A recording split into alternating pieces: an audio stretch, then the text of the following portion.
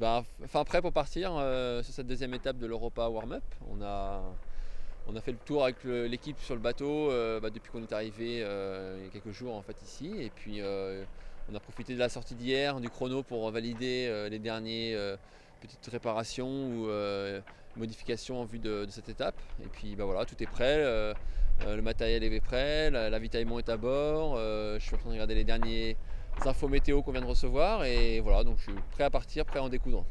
On va avoir déjà une première partie de parcours jusqu'aux Açores assez compliquée avec des options à prendre, des bords à tirer, une traversée de dorsale dès demain qui s'annonce peut-être assez déterminante pour la suite du parcours parce qu'il peut y avoir des bateaux qui peuvent s'échapper. Donc il va falloir être vigilant sur ces premières 36 heures de course. Et puis derrière, effectivement, les conditions vont se durcir un petit peu avec un grand bordeaux portant entre les Açores et le Fastnet qui va être assez rapide et assez tonique. Donc c'est bien parce qu'on n'a pas eu encore ça sur cette Europa Warm-Up. On avait eu pour l'instant beaucoup de prêts.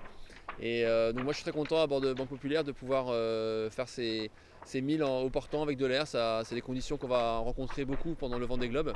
Donc voilà, c'est un bon entraînement ici. Et puis derrière, une fin de parcours côtière avec beaucoup de trafic et puis des endroits qu'on connaît bien mais qui sont toujours assez délicats.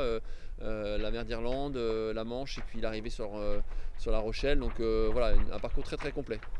La météo va être déterminante bien sûr, les trajectoires des concurrents, c'est vrai que les bateaux sont très proches au potentiel, on l'a vu sur la première étape ou les entraînements qu'on a pu faire avant et puis aussi sur les chronos, ça se joue à quelques secondes à chaque fois, donc voilà, là c'est vraiment le couple marin et bateau qui va être important. En solitaire c'est un peu différent bien sûr qu'en équipage, on mène pas forcément les bateaux tout le temps à 100%, donc va falloir à la fois aller vite et puis aussi gérer son potentiel, pas se mettre dans le rouge trop vite.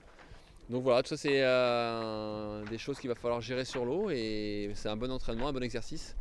Et voilà, donc effectivement ça peut très vite, la flotte peut très vite s'éparpiller sur l'eau et avoir des écarts importants ou aussi se retrouver tous ensemble aux Açores. Donc voilà, pour l'instant le scénario on ne le connaît pas trop mais en tout cas ça va être intéressant de suivre ça.